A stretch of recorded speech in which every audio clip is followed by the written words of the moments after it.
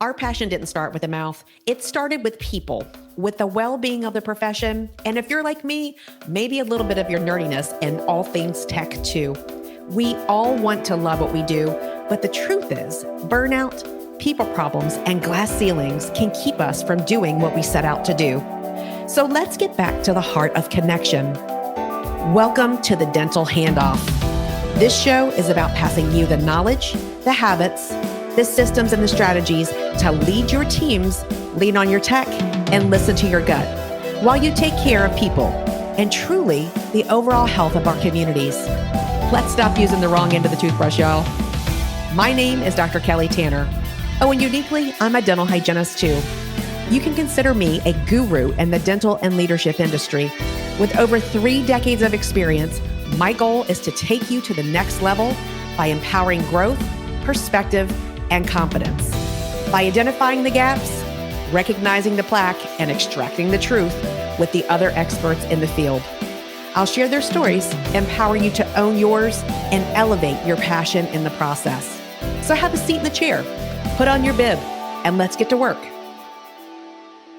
Welcome to the Dental Handoff. I am Dr. Kelly Tanner, and I have today with me, Melissa Turner. You guys know Melissa, don't you? Everybody knows Melissa. I feel like, yes, Melissa, everybody knows you. You're so many things to so many people, and I'm just so glad to have you here with me today. Oh my gosh, Kelly. Well, thank you. Thank you so much for having me. I feel like it's been a while since I've actually done a podcast or an interview or anything like that. I kind of went into hibernation to focus on other things now. And so this is like my coming out experience again. So I'm privileged to share it with you, Kelly. But first of all, thank you so much for having me on too. And thank you for those who are watching and listening. Absolutely. It's so funny because I always tell a story about how I know the guest of the show. And of course, I was watching Melissa from afar, from a distance, and, would show up at meetings with her. And it's always the, hey, can I catch you later? Hey, I'll see you at this function thing. And it's just, you get so busy and it's just, you have to take the time to slow down. So last time I saw her, I said, I'm going to get you on the show. We're going to talk for real and let the listeners get to know more about you. But Melissa, I've always admired you. I've been I was in a workshop with you. I think it was with Elevate Oral Care, and got to listen to your voice and what you're about. And of course, I'm a big fan of yours, so I listen to you everywhere. So just thank you for what you do for everyone on behalf of, everyone here. Thank you. That means so much. And I told you not to make me cry because I said this is the one day I have on makeup this week. So do not make me cry. But thank you. I appreciate everything that you just said. It's one lesson I've learned, and I'm sure we're going to dive into all of this later, knowing you. But one lesson I've learned throughout the years is that when you become a leader or when you're in a leadership position, it can get lonely. Even when you're at conferences, right? Like you got a million things to do, meetings to have, you're speaking or whatever, but it could get lonely at the top or in the leadership position, whatever you want to call it. And so to be able to kind of break it down and have moments like this where I can actually connect with you, finally connect with you, and then connect with those who are listening, these are precious moments to me, and I don't want to take that for granted. So thank you so much for having me on today. Absolutely. And you're so right about that. I know we're going to dig in, but it can be so lonely, especially when you're a solopreneur, which I know that you're not exactly a solopreneur, but you can be sometimes. You can act, solo, or you can be with the partner that you have the business with. But sometimes you just get in your own head too. And you start to question yourself with that monologue that goes on there. So what I'd like to first know, I'm eager to know, is why dental hygiene? Like why did you choose dental hygiene? Oh my goodness. Okay. So, that's a question that you would think every one of us hygienists would have an answer for, but it's hard to figure out like why. So for me, I would imagine that my first experience with dentistry was going to the orthodontist. I mean, I went to the dentist and that didn't really impress me, honestly. I was like, okay, they're going to tell me I need to floss again, right? But then I started ortho at a pretty young age, early 7, 6. And I was out of braces by 12, right when all my friends were getting braces. And just that dichotomy of realizing, oh, I spent, every 6 weeks in an orthodontist office over that time period in my life. I think it was transformational. I mean, I still remember the smell, obviously, of like walking in, and I didn't like it at the time. Now I love it. Right. I didn't like it at that time, but I think that's probably the inspiration to getting into some kind of oral health practitioner role. And then after high school, I started kind of during college, like my prereqs, I started as a dental assistant in a local dental office.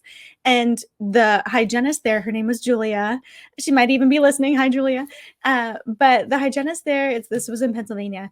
She really encouraged me. She's like, Melissa, you want to, she's like, I know you already just by, the little bit of time that we have together, but I want you to think about becoming a dental hygienist.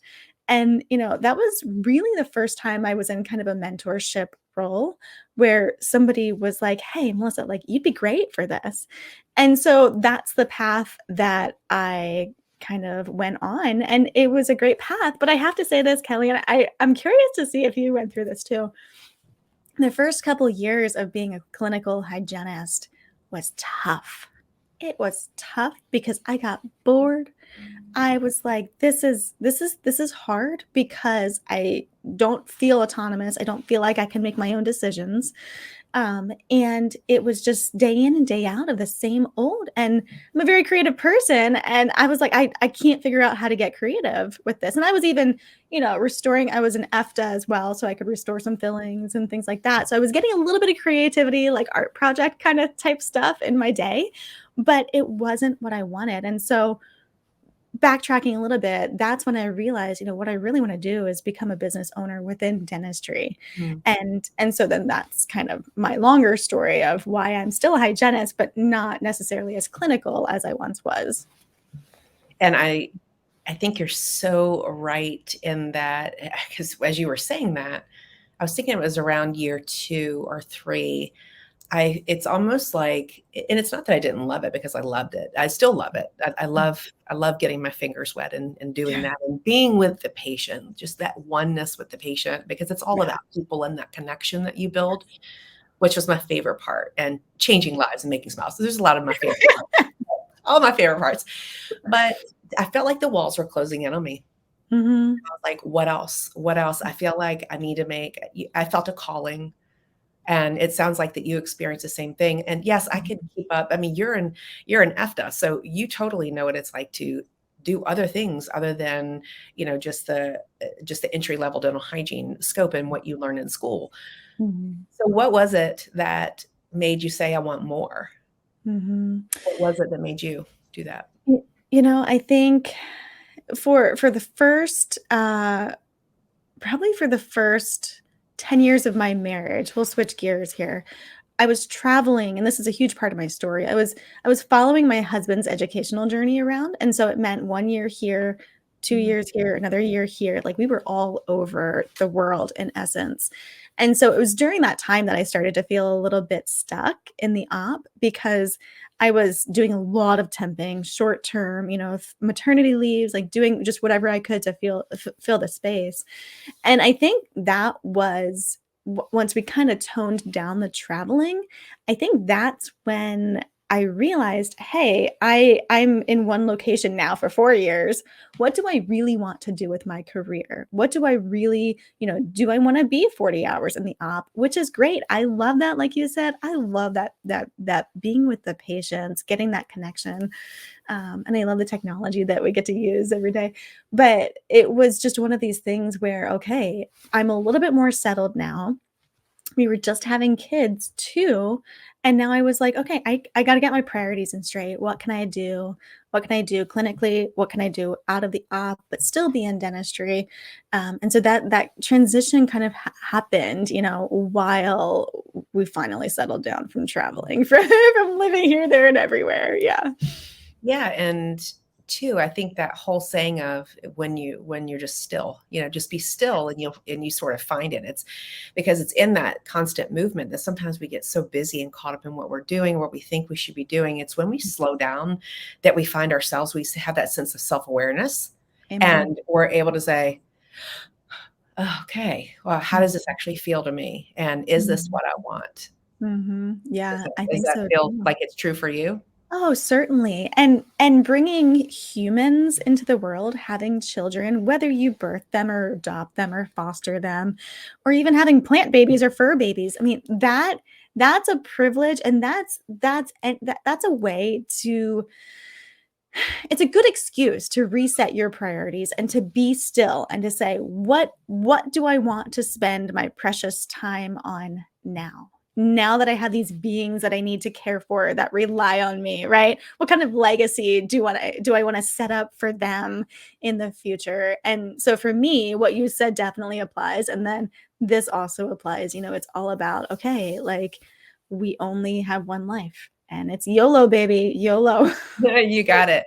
And two, I realized that it was what was bizarre for me, and I talk about this from time to time, but I realized that I wasn't Kelly, just the mom, and Mm. Kelly, not just the mom, but Kelly, the mom, Kelly, Kelly, the sister, Kelly, the daughter. I was so much more. And that was so Mm. powerful to me when I started to uncover those layers, because it was so much more. I had such giftings outside, and we all do. It's not unique to me. It's just, what you were meant to gift the world, because you are a gift and everyone in your life is a gift for you to learn from. And it's in those steps that I took, those tiny steps to say, I have no idea what I'm doing. I mean, I know a little bit of what I'm doing, but it's in those, when you step really scared, that you find yourself.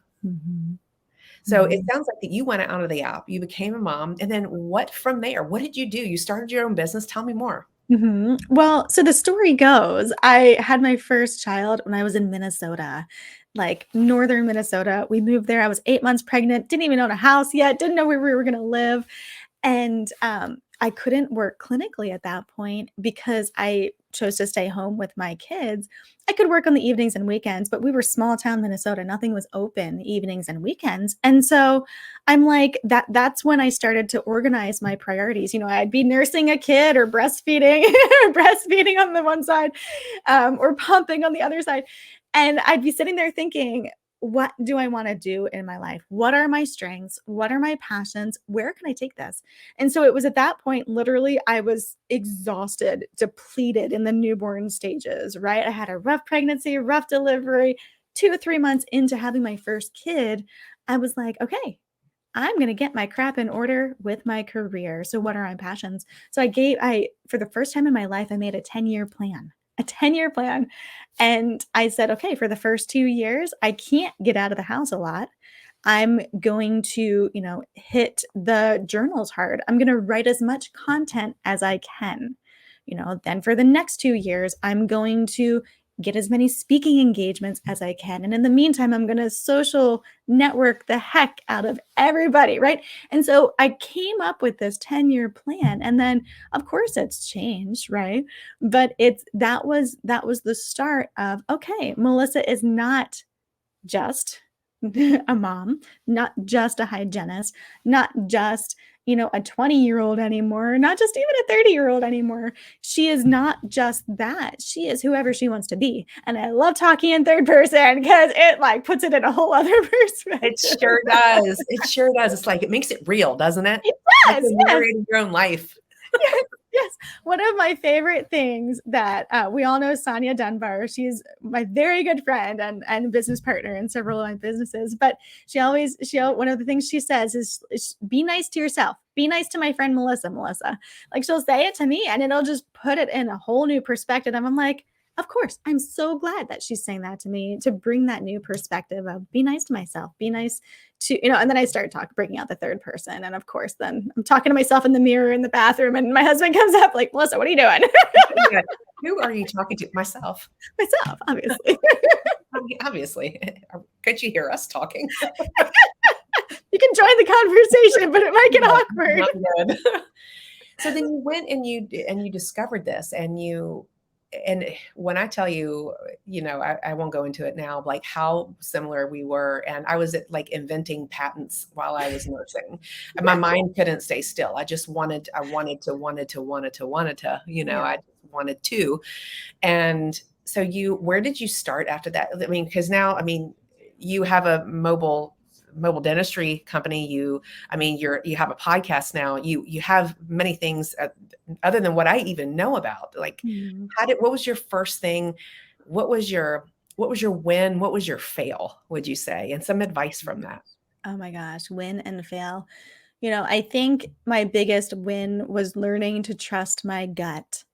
If I would have a conversation with somebody, an initial meet and greet conversation, and I just didn't feel right about it, the old Melissa back in the day, early young Melissa, I would have just continued that relationship and continued on, and it wouldn't, it may not have worked to my benefit or worked out at all. And so, as a career, now one of my biggest wins is learning to trust my gut, to trust that intuition. And you have to, as a woman in business and a woman in dentistry, as a clinician, you have to trust your gut to be able to move forward. The other thing too, one of the lessons I've learned along the way is you can always say no later. So even though that can work backwards, for me, I used to take on any project. Cause I'm having fun in dentistry, right? Like tell me, I'll make it work. I'd be just like working myself to the bone. Right. But then I learned I could say no, but that didn't feel right. But now what I've learned is I can always say yes and no later. And so, if a company will come to me and say, hey, Melissa, we'd really like to work with you for some influencer content, or we really want you to speak on our behalf. Most times I'll say yes. And I'll say, you know what, like, let's continue this conversation. Let's say, yes, this sounds fun. This sounds like a great new project. And then knowing in my mind that I can always say no later if it's not working out, and just giving myself that permission to not always having to follow through with something, I think was a big deal, big learning curve for me, when I first started in the industry. Yeah. Yeah. And that's powerful. That's powerful to say yes. I mean, and I think that we've all been in that situation. And shoot, I mean, even in present day, sometimes you're like, am I doing the right thing? And then you hear these voices, that monologue that continues. Yeah. And we're always at choice, though. We have to remember that when we stay in that power of being at choice for our lives, and just say, I can do this at any time that I want, because this is the life I'm creating. And it's either for me and it feels good, and it doesn't feel good and it's not for me. And I think that's a lesson for me as someone who is now a business owner. Sometimes I'll sit on my couch and I'll come up with a crazy idea for one of the organizations I work with or work for or own. And I'm like, oh my gosh, I can make that happen. That's the craziest idea, but let's make that happen because I'm the one in charge, right? Versus having to have this, like, having to present ideas to your boss or your manager or the CEO, but not knowing, having that fear, not knowing if they're going to like it. Like, what if I say the wrong words? Now I'm just talking to myself all day with these crazy ideas and go make it happen. And so I think for me, fear-based decision making is a lesson that I've had to work through as a business owner. And so that's been interesting, but it's only in retrospect that you can kind of learn these lessons. Oh, I went through that. I didn't know I was going through that at the time, but I definitely went through that. Yeah. And, that's why. Yeah. And that's exactly why that happened, because this is where I was supposed to be here. And I got to meet this person, or this opportunity opened up. So when you say yes, you're saying yes to yourself and other opportunities, and you can say no later. So you start off at, how many companies have you owned or co-owned at Well, inside of dentistry. So I grew up with a family that owned small businesses. So that's just my mindset. So right now, I'll just tell you what's kind of happening right now. I always have my own consulting business, and that's where most of my key opinion leader things come out of, or the Tooth Girl influencer stuff on Instagram comes out of that as well. And that's my fun clinical side of me. That's where I really get to hone in. And like when I do spend time in the clinical op, like that's when that comes out. And so then I also am co-founder of the National Mobile and Teledentistry Conference, like you were talking about, and also along with that separate organization, the Denobi Awards. So the Denobi Awards popped up out of nowhere over COVID, and this is one of these businesses that I co-own with Sonia Dunbar. And the story with that was, it's one of these crazy ideas. Sonia and I were just talking one day and we said, hey, this was years ago. We said, hey, how cool would it be to have a dentistry's, a dental Oscars? How cool would that be? And we were like, yeah, okay, well, we made a 5-year plan for it. Like after COVID, like down the road, this is good. This is good. And then over COVID, everyone in dentistry was just so depressed. And we were like, we have to do something on a large scale to be able to kind of up the ante, to help with everyone, to help get dentistry centered again. And so we fast tracked the Denobi Awards and we said, we're going to make this priority. And so this year it's going on its third gala, its third year. And typically we get hundreds of nominations and it's around the world. It's amazing. So dental professionals from around the world will be nominated. And then we come out with a short list that's pretty long, but it's still short, of about 40 to 50 people. And then the night of the Denobi Awards Gala, which will be March 4th this year in Dallas, Texas, we announced about 10 winners. Who are outstanding individuals in dentistry. The unsung heroes in dentistry is really what we're celebrating. And then there's a team that usually wins as well. And then there's the Pinnacle Achievement Award that we give out. That's the highest prize on that night. Anyways, I don't know how I got started on the Denobi Awards, but that's what that is. And that's one of the businesses I own too. And then Sonia and I just launched a new one. And this is going to span outside of dentistry and inside dentistry. But this is our first venture really in the public eye outside of dentistry. And it's launching as a podcast, but then more will come in the future. So it's called the I Woman Podcast. And the tagline is unleashing your inner roar in the boardroom, the bedroom, and beyond. So that can get a little interesting there. But this podcast is for women in business, founders, C-suites, or women who want to be in those positions. Because Sonia and I have a lot of experience, as do you, Kelly, as a business owner. And it can be very interesting as a woman, many different aspects. We're very underrepresented. Across the world on boards and in the C-suite roles, very underrepresented. I think Becker's came out with a new stat the other day. It was maybe 20% of board positions are filled by women. I read that, yeah. Yeah, the top 500 or 2,000 companies in the world or something like that. And I was like, oh my gosh, that is insane. So this is our way of saying, hey, we're going to help those who were underrepresented in business. And it's not just for women, it's for minorities, it's for LGBTQ+, it's for anyone who's underrepresented. The I Woman movement is for them. Yeah. I love it. So you're a spreader of joy and inclusiveness. And what do you, I have so many questions. I'm like, how do I just choose one? Okay. So with all the things that you have learned, you shared kind of like your failure, your win. What would you say are some top leadership lessons or the most powerful things that you've learned? You shared that to trust your gut. And you can always say yes now and no later. But then what was if you had to choose one thing that has been like your true north through everything, what do you think that would be? This will come down to relationships. And it'll be relationships, whether it's your team, those you're managing, your colleagues, or your personal relationships. This is my one true north. The lesson is to always allow others to change. Whether it's change their mind about a decision, whether it's completely change who they are, whether it's just change anything. Don't box one another in.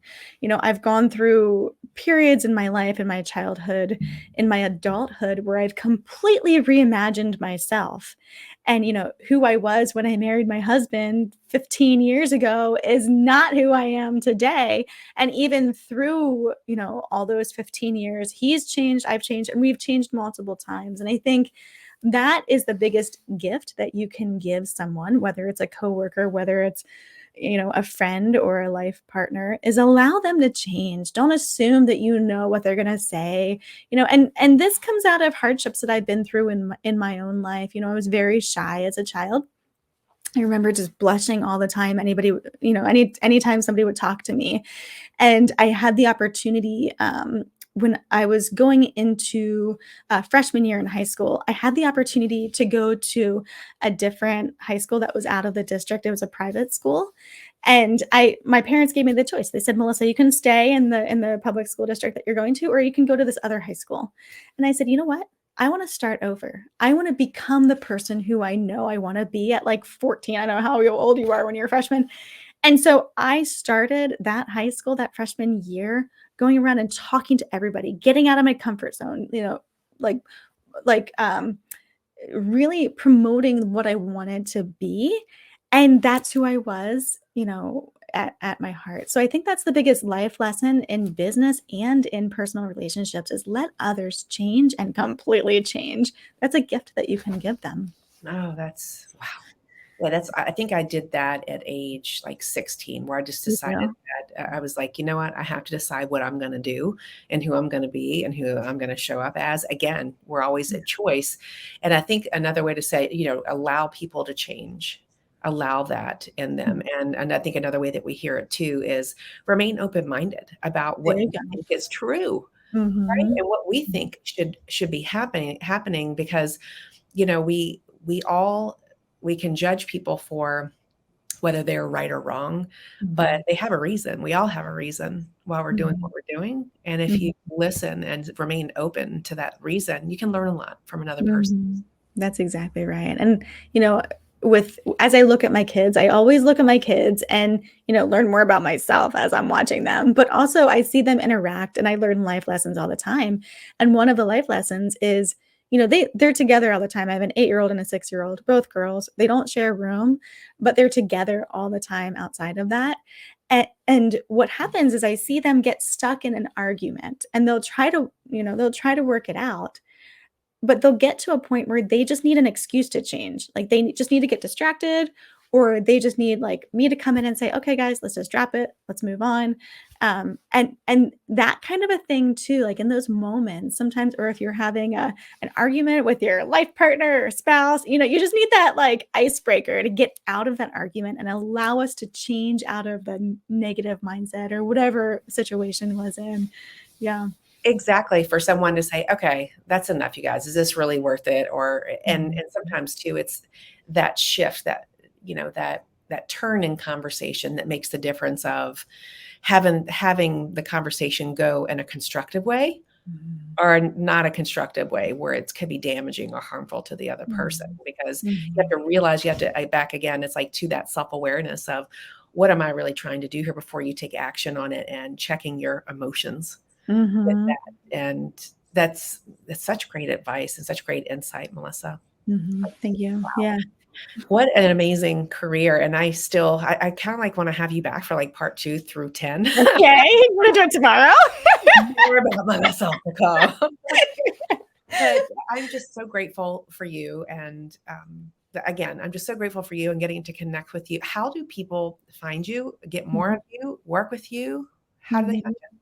Yeah. Okay. So the easiest thing is Instagram. You can slip into my DMs, the Tooth Girl on Instagram.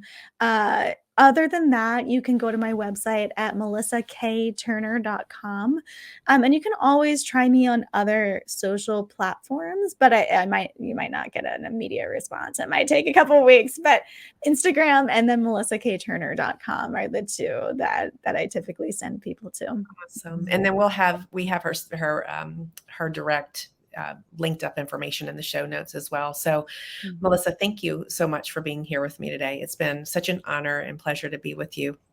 Kelly, I love spending time with you. Let's do it again soon. Thank you. Thank you. I'll see you soon. I'm going to find you and hunt you. Well, for all of our listeners, thank you so much for your time and all that you do for your patients, for the public. And if you wouldn't mind doing us a favor and rating us 5 stars on Apple, and then also liking and subscribing to our YouTube channel. We would really appreciate it. Thank you so much, everyone. Have a great day. Enjoy. Thanks, Melissa.